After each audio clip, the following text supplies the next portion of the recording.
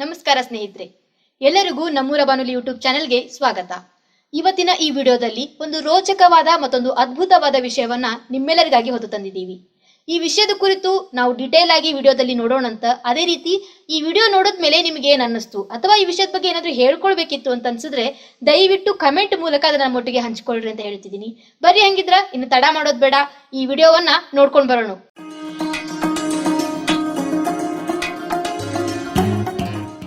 ಎಲ್ಲರಿಗೂ ನಮಸ್ಕಾರ. ನೀವು ಕೇಳ್ತಿದ್ದೀರಾ ನಮ್ಮೂರ ಬಾನುಲಿ 90.8 ಕಮ್ಯುನಿಟಿ ರೇಡಿಯೋ ಸ್ಟೇಷನ್. ನಾನು ನಿಮ್ಮ ಕುಚ್ಕು ಚೇತನ್. ಇದೀಗ ನೀವು ಕೇಳಲಿದ್ದೀರಿ SSLC ಪರೀಕ್ಷೆಗೆ ಕೊನೆಯ ಹಂತದ ತಯಾರಿಯ ಕುರಿತು ಕನಬರಗಿ ಸರ್ಕಾರಿ ಪ್ರೌಢಶಾಲೆಯ ಮುಖ್ಯ ಶಿಕ್ಷಕಿಯವರಾದ ಶ್ರೀಮತಿ ರೇಖಾ ಜಿ ನಾಯಕ್ ಅವರಿಂದ ಉಪಯುಕ್ತ ಮಾರ್ಗದರ್ಶನ. ಬನ್ನಿ ಹಂಗಾದ್ರ ಅವ್ರು ಏನ್ ಹೇಳ್ಯಾರ ಅಂತ ಕೇಳ್ಕೊಂಡ್ ಬರ್ನು.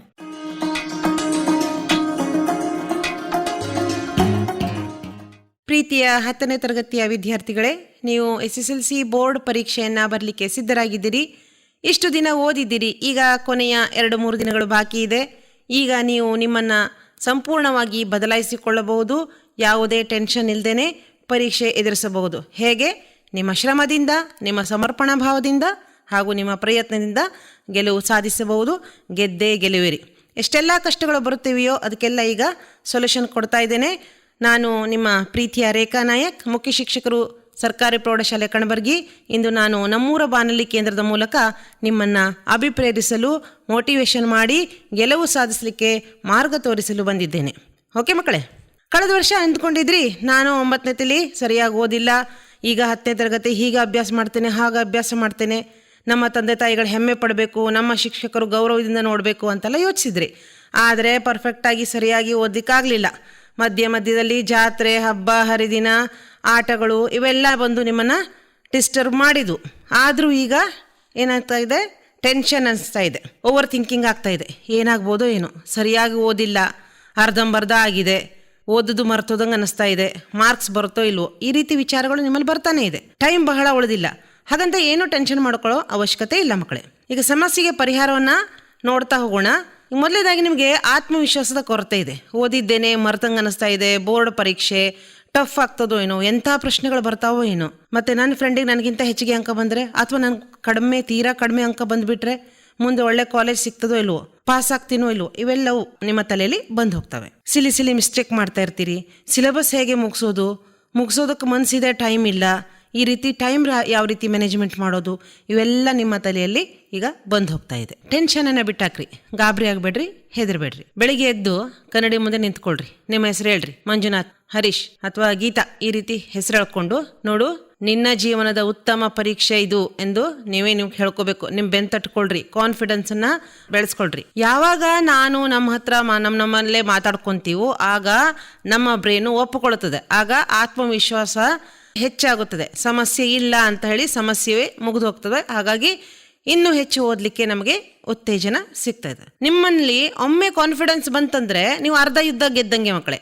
ಮಕ್ಕಳು ತಪ್ಪೇನು ಮಾಡ್ತಾರೆ ಅಂತಂದ್ರೆ, ಓದ್ತೀರಿ ಇದನ್ನು ಎಲ್ಲ ಓದೋದು, ಮತ್ತೆ ಕನ್ಫ್ಯೂಸ್ ಮಾಡ್ಕೊಳ್ಳೋದು, ಅಯ್ಯೋ ನನಗೆಲ್ಲ ಮರೆತು ಹೋಗ್ಬಿಟ್ಟಿದೆ ಅನ್ನೋದು. ಈ ರೀತಿ ಆದ ಕೂಡಲೇ ನಿಮಗೆ ಟೆನ್ಷನ್ ಉತ್ಪತ್ತಿ ಆಗ್ತದೆ. ಅದಕ್ಕಾಗಿ ಒಂದು ಲೈನನ್ನು ಬರ್ಕೊಳ್ರಿ, ನೀವು ಮಲಗೋ ಕೋಣೆಯಲ್ಲಿ ಹಾಕ್ಕೊಳ್ರಿ. 1ನೇ ತರಗತಿಯಿಂದ ಮೊನ್ನೆ ನಡೆದ 3ನೇ ಪೂರ್ವ ಸಿದ್ಧತಾ ಪರೀಕ್ಷೆ ತನಕ ಪರೀಕ್ಷೆ ಎದುರಿಸಿದ್ದೇನೆ, ಅದರಲ್ಲಿ ಇದು ನನ್ನ ಬೆಸ್ಟ್ ಎಕ್ಸಾಮ್ ಆಗುತ್ತದೆ ಅಂತ ಅಂದ್ಕೊಳ್ರಿ. ಅದೇ ಲೈನನ್ನ ಬರೆದಿಟ್ಕೊಳ್ರಿ. ಅದನ್ನೇ ದಿನಾಲು ಪರೀಕ್ಷೆ ಮುಗಿಯೋ ತನಕ ನೋಡ್ರಿ. ದಿನಕ್ಕೆ 10 ಅಂಕ ಕಂಪಲ್ಸರಿ ಬರುವಂತೆ. ಈಗ 2 ದಿವಸ ಇದೆ, 3 ದಿವಸ ಇದೆ ಅಂತಿದ್ದಾಗ 30 ಮಾರ್ಕ್ಸ್ ಬೇಕಾ ಪಾಸಿಂಗಿಗೆ? 10 ಮಾರ್ಕ್ಸ್ನ ಪ್ರಶ್ನೆಗಳು, ಕಂಪಲ್ಸರಿ ಪ್ರಶ್ನೆ ಏನಿದೆಯಲ್ಲ ಅದನ್ನ ರೆಡಿ ಮಾಡ್ಕೊಬಿಡ್ರಿ. 30 ಅಂಕ ಬಂತು ಅಂದರೆ ಇನ್ನು ನೀವು ಸ್ಕೋರ್ ಕಡೆಗೆ ಸಾಗಬೇಕಾಗತ್ತೆ.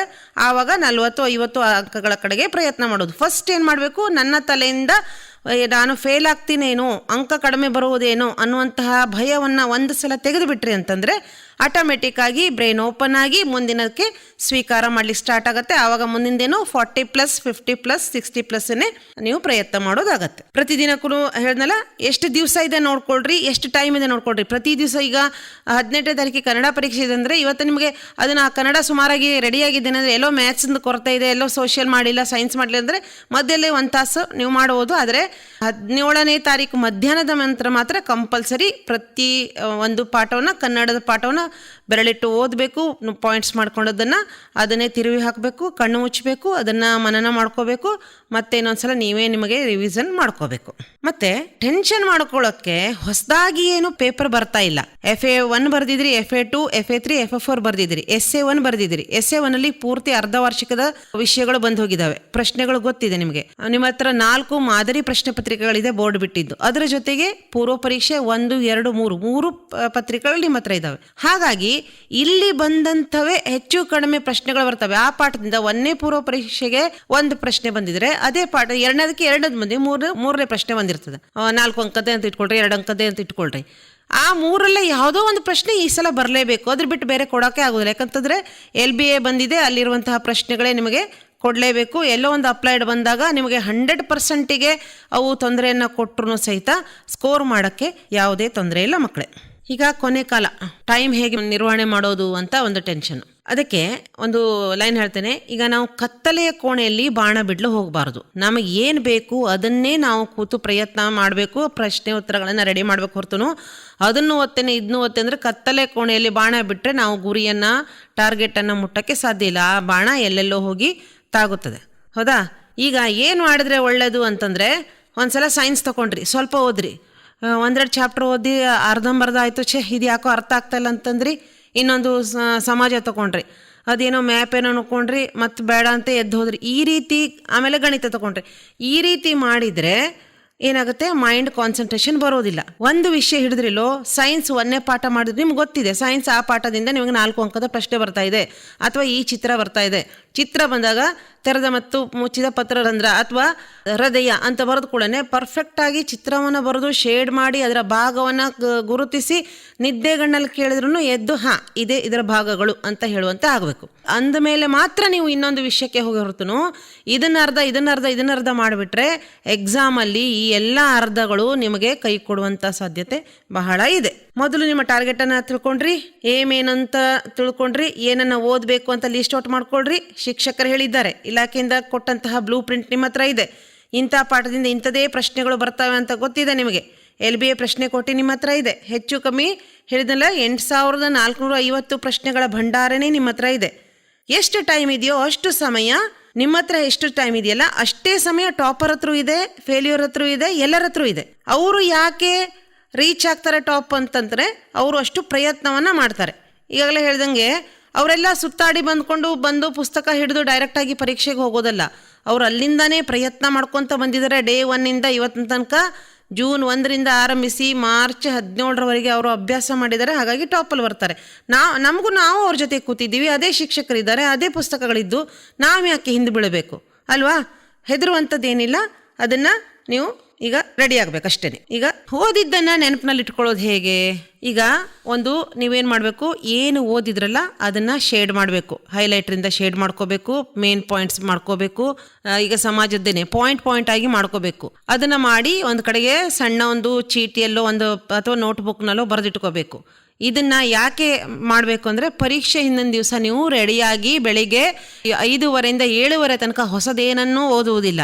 ಇದನ್ನೇ ನೀವು ತಿರುವಿ ಹಾಕ್ತೀರಿ. ತಿರುವಿ ಹಾಕಿದಾಗ ಏನಾಗುತ್ತೆ, ನಿಮ್ಮ ಕಣ್ಣೆದುರಿಗೆ ಇವೆಲ್ಲ ಕಲ್ತಿದ್ದು ಬಂದು ನಿಮಗೆ ಆರಾಮಾಗಿ ಅಂಕಗಳು ಬರುವಂತೆ ಆಗುತ್ತದೆ.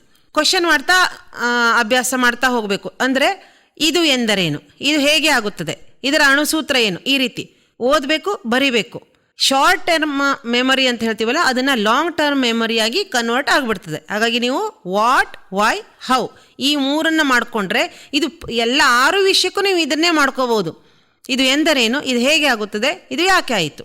ಉದಾಹರಣೆಗೆ ಖಿಲಾಫತ್ ಚಳವಳಿ, ಭಾರತ ಸ್ವಾತಂತ್ರ್ಯ ಸಂಗ್ರಾಮ ಎಂದರೇನು, ಹೇಗಾಯಿತು, ಯಾಕೆ ಆಯಿತು, ಇದರ ಪರಿಣಾಮ ಏನು, ಇಷ್ಟೇ ಇರೋದು. ಪ್ರತಿಯೊಂದು ಯಾವುದೇ ಟಾಪಿಕ್ ಅನ್ನು ತೆಗೆದುಕೊಂಡ್ರು ಈ 2-3-4 ಪ್ರಶ್ನೆ ಬಿಟ್ಟರೆ ಮತ್ತು ಯಾವುದೇ ಇರೋದಿಲ್ಲ. ಇದನ್ನು ಕೀವರ್ಡ್ ರೂಪದಲ್ಲಿ ನೆನ್ಪಿಟ್ಕೋಬೇಕು. ಒಂದು ಫಾರ್ಮುಲಾ ಹಚ್ಕೊಂಡು, ಫಾರ್ ಎಕ್ಸಾಂಪಲ್ ಭಾರತ ರಾಷ್ಟ್ರಪತಿಗಳನ್ನು ಹೆಸರುಗಳನ್ನು ನೆನ್ಪಿಟ್ಕೊಳ್ಳುವಂಥ ಒಂದು ಟೆಕ್ನಿಕನ್ನು ಒಂದು ಸಿಂಪಲ್ ಎಕ್ಸಾಂಪಲ್ ಕೊಡ್ತೇನೆ.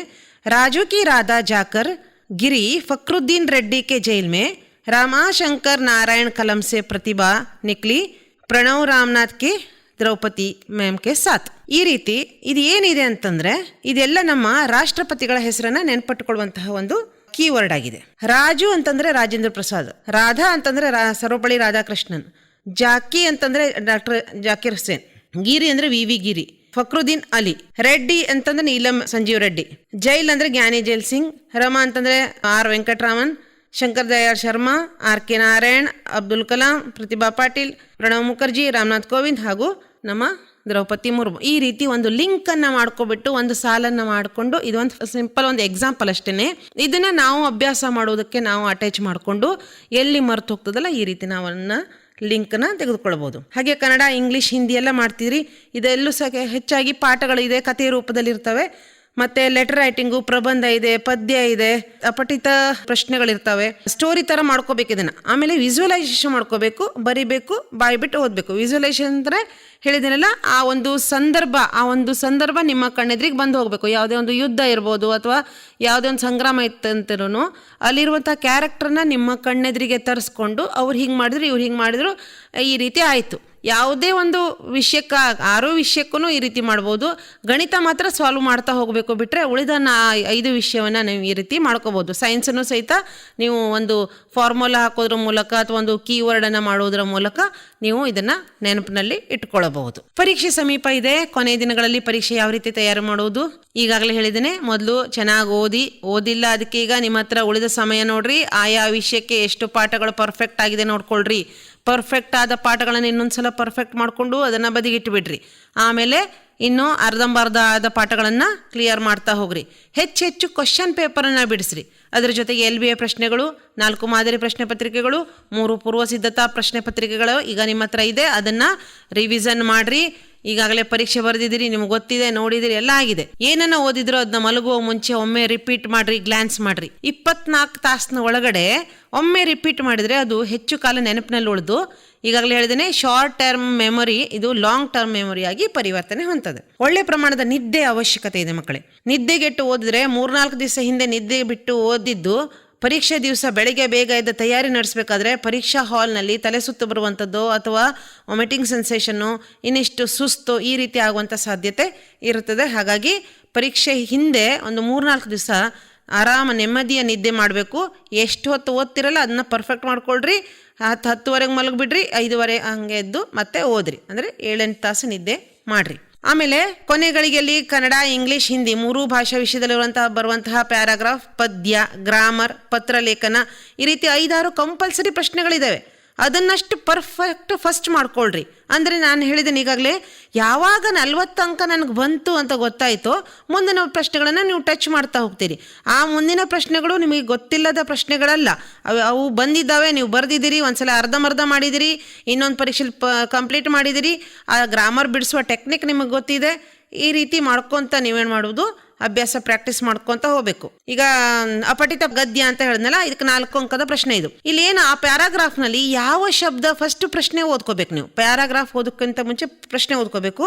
ಆ ಪ್ಯಾರಾಗ್ರಾಫ್ನಲ್ಲಿ ಯಾವ ಶಬ್ದದ ಪ್ರಶ್ನೆ ಕೇಳಿದಾರ ಅದರ ಹಿಂದೆ ಮುಂದೆ ಇರುವಂತಹ 2 ಲೈನನ್ನು ಬರೆದು ಬಿಟ್ರೆ ನಿಮಗೆ 2 ಅಂಕ ಸಿಕ್ಬಿಡ್ತದೆ ಮಕ್ಕಳೇ.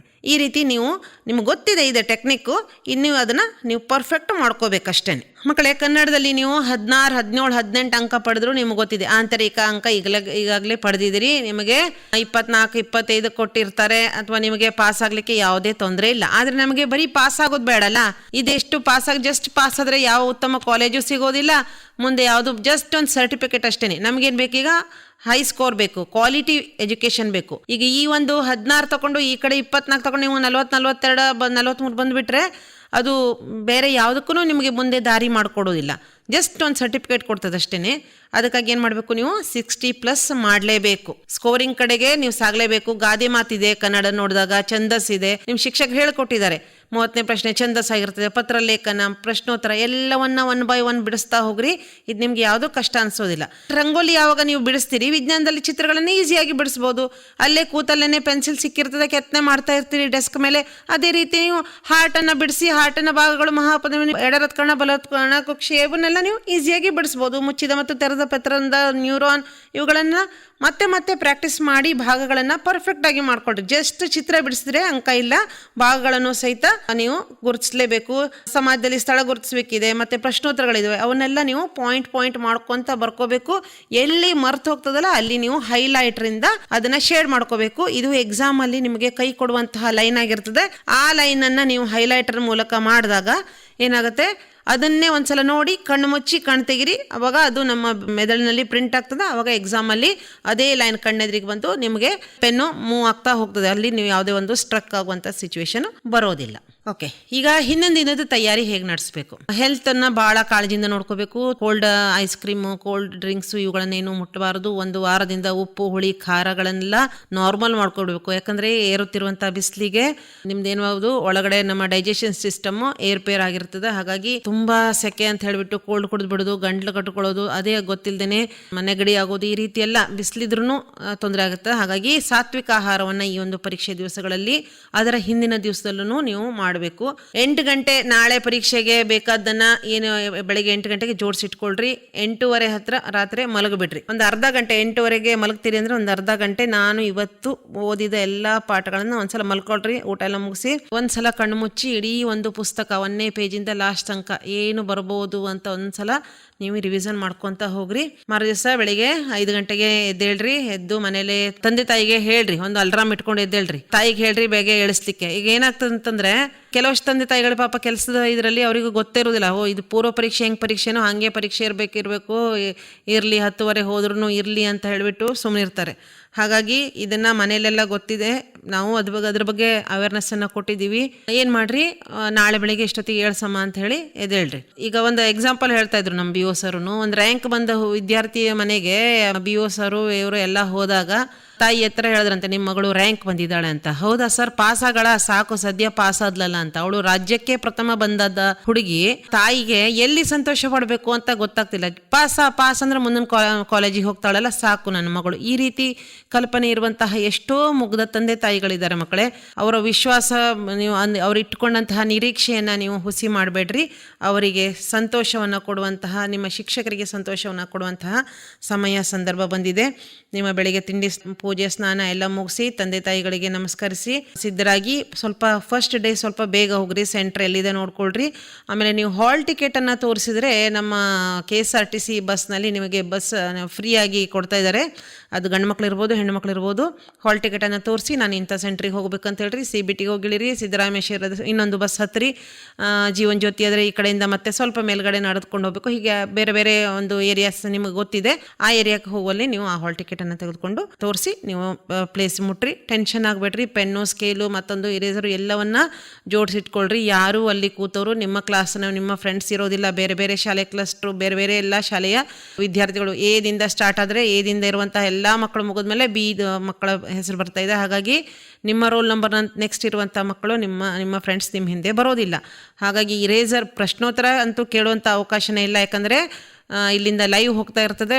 ಇಲ್ಲಿಂದ ಬೆಂಗಳೂರು ಸಹಿತ ಬೋರ್ಡಲ್ಲಿ ಕೂತು ನೋಡ್ತಾ ಇರ್ತಾರೆ. ಅದ್ರ ಜೊತೆಗೆ ನಮ್ಮ BO ಆಫೀಸ್, DDP ಆಫೀಸ್ನಲ್ಲೂ ಕೂತು ನೋಡ್ತಾ ಇರ್ತಾರೆ. ಯಾವುದೇ ಒಂದು ಕಾಪಿ ಆಗದಂತೆ ನೋಡ್ಕೊಂಡಿರ್ತಾರೆ. ಹಾಗಾಗಿ ನೀವು ಜಸ್ಟ್ ಪೆನ್ ಕೊಡುವಂತ ತಿರುಗಿದ್ರೂ ಏನೋ ಉತ್ತರ ಕೇಳಲಿಕ್ಕೆ ತಿರುಗಿರ್ತಾನೆ ಅಂತ ಆಗಿರ್ತದೆ. ಹಾಗಾಗಿ ನಿಮ್ಮ ಪೆನ್ನನ್ನು ಮುಂಚೆನೇ ಜೋಡಿಸಿಟ್ಕೊಳ್ರಿ. ಅರ್ಧ ಪೆನ್ನು ನೀವು ಬರೆದಿರಬೇಕು. ಫಸ್ಟ್ ಅಲ್ಲೇ ಕ್ಯಾಪ್ ತೆಗೆದು ಫಸ್ಟ್ ಟ್ರಯಲ್ ಮಾಡೋಕ್ಕೆ ಹೋಗ್ಬೇಡ್ರಿ. ಮತ್ತೆ ಆ ಪೆನ್ನು ತೊಂದರೆ ಕೊಡೋ ಸಾಧ್ಯತೆ ಇದೆ. 2-3 ಪೆನ್ನನ್ನು ಒಂದೊಂದು ಪೇಜ್ ಬರೆದು ಯೂಸ್ ಮಾಡಿ ಅದನ್ನು ರೆಡಿ ಮಾಡಿ ಇಟ್ಕೊಳ್ರಿ. ಶಾರ್ಪ್ನರನ್ನು, ಪೆನ್ಸಿಲನ್ನು ಕೂಡ ಶಾರ್ಪ್ ಮಾಡಿ ಇಟ್ಕೊಳ್ರಿ. ಆಮೇಲೆ ಕಂಪಾಸಿಗೆ ಹಾಕಿ ರೆಡಿ ಮಾಡಿ ಇಟ್ಕೊಳ್ರಿ. ಹಾಗೆಯೇ ID ಕಾರ್ಡ್ ಎಲ್ಲ ಇಟ್ಕೊಂಡಿದ್ದೀರಿ. ಮತ್ತು ಕ್ಯಾಲ್ಕುಲೇಟರ್ ಮತ್ತು ಡಿಜಿಟಲ್ ವಾಚನ್ನು ತೆಗೆದುಕೊಂಡು ಹೋಗಬೇಡ್ರಿ. ಮೊಬೈಲನ್ನು ಒಯ್ಯುವಂಗಿಲ್ಲ. ಅವನ್ನೆಲ್ಲ ಒಯ್ದರೆ ಮತ್ತೆ ನಿಮ್ದು ಏನಾಗ್ತದೆ, ಹೊರಗಡೆ ಇಟ್ಟಿರ್ತಾರೆ, ಅದನ್ನು ನೋಡ್ಕೊಳ್ಳೋಕ್ಕೆ ಮತ್ತೆ ಬೇರೆ ಯಾವುದು ಇವ್ರು ಇರೋದಿಲ್ಲ.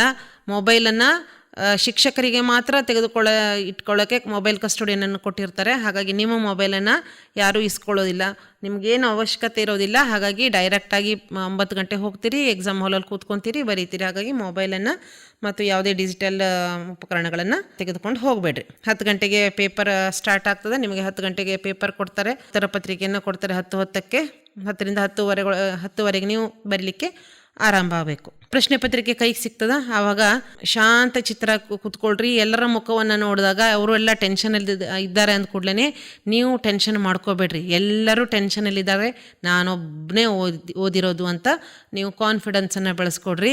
ನಂದಂತೂ ಈ ಸಲ 100ಗೆ 100 ಅಂತ ಒಂದು ಮನಸ್ಸಿನಲ್ಲಿ ಗಟ್ಟಿ ನಿರ್ಧಾರ ಮಾಡ್ಕೊಳ್ರಿ. ಪೇಪರ್ ತೊಗೊಳ್ರಿ. ಕ್ವಶನ್ ಪೇಪರ್ ಕೈಗೆ ಬಂದ ಕೂಡಲೇ ಏನು ಮಾಡಿರಿ, ಓಪನ್ ಮಾಡಿರಿ. ಓಪನ್ ಮಾಡಿದ ಕೂಡಲೇ ಒಂದ್ಸಲ ಕಣ್ಣಾಯಿಸ್ಬೇಕು ನೀವು. ಯಾಕಂತಂದರೆ ಯಾವುದು ಈಸಿ ಇದೆಯೋ, ಯಾವುದು ಗೊತ್ತಿದೆಯೋ, ಯಾವುದು ಮುಂಚೆ ಆಲ್ರೆಡಿ ಬರೆದಿದ್ದೀನೋ ಅದನ್ನು ಫಸ್ಟ್ ಟಿಕ್ ಮಾಡ್ಕೊಳ್ರಿ, ಅದನ್ನೇ ಸ್ಟಾರ್ಟ್ ಮಾಡಿರಿ. ಒಂದರಿಂದನೇ ಸ್ಟಾರ್ಟ್ ಮಾಡ್ಬೇಕಂತೇನಿಲ್ಲ, ಅದನ್ನು ಸ್ಟಾರ್ಟ್ ಮಾಡಿ ಆ ಉತ್ತರ ಪರ್ಫೆಕ್ಟ್ ಆದ ಕೂಡಲೇ ಒಂದು ಗೆರೆ ಬಿಡ್ರಿ.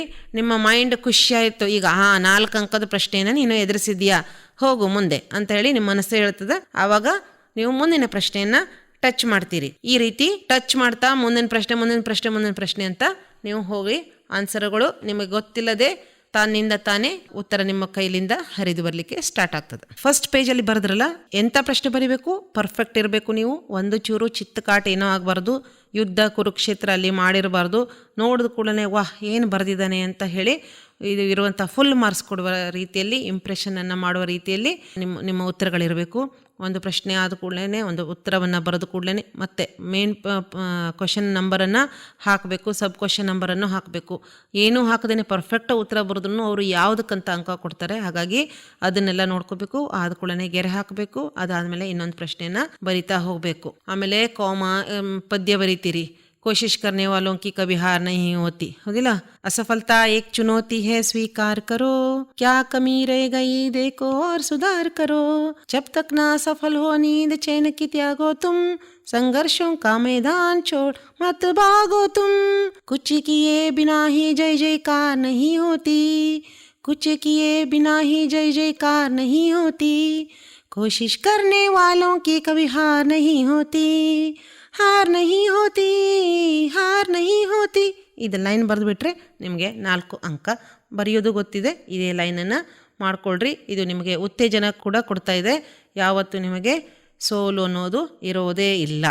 ಯಾವುದೇ ಪ್ರಶ್ನೆ ಪತ್ರಿಕೆ ನೋಡಿದಾಗ್ಲೂ ನಮಗೆ 3 ರೀತಿಯ ಪ್ರಶ್ನೆ ಪತ್ರಿಕೆ ಗೊತ್ತಿರ್ತದೆ. ಒಂದು ಗೊತ್ತಿರೋ ಪ್ರಶ್ನೆ, ಇನ್ನೊಂದು ಗೊತ್ತಿಲ್ಲದ ಪ್ರಶ್ನೆ, ಇನ್ನೊಂದು ಗೊತ್ತೇ ಇಲ್ಲದ ಪ್ರಶ್ನೆ. ಗೊತ್ತಿರೋ ಪ್ರಶ್ನೆಗಳು ನಿಮ್ಗೆ ಈಗಾಗಲೇ 40% ನೀವು ಬರೆದಿದ್ದೀರಿ. 40% ಪ್ರಶ್ನೆಗಳ 40 ಅಂಕದ ಪ್ರಶ್ನೆಗಳನ್ನು ನೀವು ಗೊತ್ತಿರೋದನ್ನು ಟಿಕ್ ಮಾಡ್ಕೊಂಡ್ರಿ, ಅದು ಬರೆದ್ರಿ. ಅದು ಬರೆದಾದ್ಕೊಳ್ಳೆ ಗೊತ್ತಿಲ್ಲದ ಅಂದರೆ 2.5 ಮಾರ್ಕ್ಸ್ ಬರ್ತಾರೆ, ಅರ್ಧಂಬರ್ಧ ಓದಿ ಬಿಟ್ಟು ಇದು ಬೇಡ ನೆಕ್ಸ್ಟ್ ಬುಕ್ ತೊಗೊತೇನೆ ಅಂತ ಹೇಳಿ ನೀವು ಮಾಡಿಟ್ಟಿದ್ದೀರಲ್ಲ, ಆ ಒಂದು ಪ್ರಶ್ನೆಗಳು ಅದರ ಉತ್ತರಗಳನ್ನು ನೀವು ನೆನ್ಪು ಮಾಡ್ಕೊತ ಹೋಗ್ರಿ. ಆವಾಗ ಏನಾಗುತ್ತೆ, ಅವು ಸಹಿತ ಗೊತ್ತಿಲ್ಲದ ಪ್ರಶ್ನೆಗಳು ನೆನಪಾಗ್ತವೆ. ಅದನ್ನು ಬರಿತೀರಿ. ಫುಲ್ ಮಾರ್ಕ್ಸ್ ಸಿಗದಿದ್ರು 3ಕ್ಕೆ 3 ಸಿಗದಿದ್ರು 2.5 ಬರ್ಬೋದು, ನಿಮಗೆ 2 ಬರ್ಬೋದು. ಇನ್ನೊಂದು ಕೊನೆಯದು ಲಾಸ್ಟು ಗೊತ್ತೇ ಇಲ್ಲದ ಪ್ರಶ್ನೆಗಳು. ಇದು ಗೊತ್ತೇ ಇಲ್ಲದ ಅಂತಂದ್ರೆ ನೀವು ಟಚ್ ಮಾಡಿಲ್ಲ, ಟಫ್ ಇದೆ ಅಂತ ಬಿಟ್ಟಿರ್ತೀರಿ. ಆದ್ರೂ ಸಹಿತ ಯಾವುದೋ ಒಂದು ಕ್ಲಾಸಲ್ಲಿ ಪ್ಯಾನಲ್ ಬೋರ್ಡಲ್ಲಿ ತೋರಿಸಿದ್ರು, ಸೈನ್ಸ್ ರೂಮಲ್ಲಿ ತೋರಿಸಿದ್ರು, ಅಥವಾ ಇಂಥ 10th ಕ್ಲಾಸಲ್ಲಿ ನಾವಿಲ್ಲಿ ಕೂತಿದ್ವಲ್ಲ ಅವಾಗ ತೋರಿಸಿದ್ರು, ಇಂಥ ಟೀಚರ್ ಹೇಳಿದ್ದು, ಅವನ್ನೆಲ್ಲ ಮತ್ತೆ ಮನನ ಮಾಡ್ಕೊತ ನೀವು ಅದನ್ನು ಸಹಿತ ಉತ್ತರವನ್ನು ಬರಲಿಕ್ಕೆ ಪ್ರಯತ್ನ ಮಾಡಿದಾಗ ಅದಕ್ಕೂ ಸಹಿತ ನಿಮಗೆ ಅಂಕ ಬರ್ತಾನೆ ಇದೆ. ಆಮೇಲೆ ಬರೆದ್ರಿ, ಎಲ್ಲ ಪ್ರಶ್ನೆಗಳನ್ನು ಬರೆದ್ರಿ, ಎಲ್ಲ ಇನ್ನೊಂದ್ಸಲ ಗ್ಲ್ಯಾನ್ಸ್ ಮಾಡಿರಿ, ಎಲ್ಲ ನಾನು ನಂಬರ್ ಕರೆಕ್ಟಾಗಿ ಹಾಕಿದ್ದೀನೋ ಇಲ್ಲ ಅಂತ ಹೇಳಿ.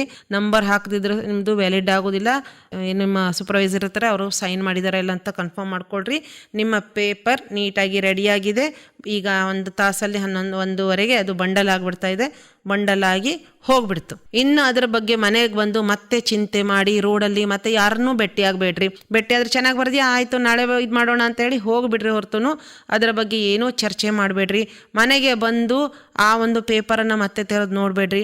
ಬಂದು ಊಟ ಮಾಡಿ ಒಂದು ಅರ್ಧ ತಾಸು ರೆಸ್ಟ್ ಮಾಡಿರಿ, ಮತ್ತೆ ಫ್ರೆಶ್ ಆಗ್ರಿ.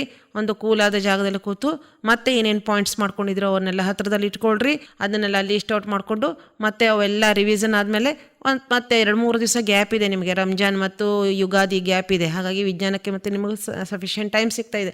ಪ್ರತಿಯೊಂದು ವಿಷಯದ ಮಧ್ಯೆ ಮತ್ತೆ ನಿಮಗೆ ರಿಲ್ಯಾಕ್ಸ್ ಮಾಡ್ಕೊಳ್ಳೋಕ್ಕೆ, ಈವನ್ ಹೊಸದಾಗಿ ಸ್ಟಾರ್ಟ್ ಮಾಡ್ತೀವಿ ಅಂತಂದ್ರೂ ಸಹಿತ ನಿಮಗೆ ಒಂದು 30 ಅಂಕ ಬರೋ ಥರ ನಿಮಗೆ ಗ್ಯಾಪ್ ಇದೆ. ಹಾಗಾಗಿ ಮಕ್ಕಳಿಗೆ ಒಂದು ಒಳ್ಳೆಯ ಅವಕಾಶ. ಯಾವುದೇ ಒಂದು ಈಗ 2-3 ಚಾನ್ಸ್ ಇದೆ ಅಂತ ತಿಳ್ಕೊಬೇಡ್ರಿ. ಅದು ಅನಾರೋಗ್ಯ ಆಗಿ ಯಾವುದೇ ಒಂದು ಪ್ರಾಬ್ಲಮ್ ಆದಾಗ ಆ ಮಕ್ಕಳಿಗೆ ಹೆಲ್ಪ್ ಆಗಲಿ ಅಂತ ಇಟ್ಟಿದ್ದೇ ಹೊರತು ನೀವೀಗ ಆರಾಮಾಗಿ ಏನೋ ಕಡಿಮೆ ತೆಗೆದುಕೊಂಡು ಮತ್ತೆ ಮುಂದೆ ಬರೀಲಿ ಅಂತ ಇದ್ದದ್ದಲ್ಲ. ಹಾಗಾಗಿ 1ನೇ ಚಾನ್ಸ್ ಬೆಸ್ಟ್ ಚಾನ್ಸ್ ಆಗಿರ್ತದೆ. ಹಾಗಾಗಿ ಎಲ್ಲರೂ ನೀಟಾಗಿ ಪರೀಕ್ಷೆನ ಬರೆದು ಈ ಒಂದು ಹಬ್ಬದಂತೆ ಸಂಭ್ರಮಿಸಿ, ರಿಸಲ್ಟ್ ಬಂದಾದಮೇಲೆ ಮತ್ತೆ ದೊಡ್ಡ ಹಬ್ಬವನ್ನು ಆಚರಿಸಿ ಅಂತ ಹೇಳ್ತಾ ಎಲ್ಲರಿಗೂ ಆಲ್ ದ ಬೆಸ್ಟ್ ಹೇಳ್ತಿದ್ದೇನೆ ಮಕ್ಕಳೇ. ಒಳ್ಳೆಯದಾಗಲಿ.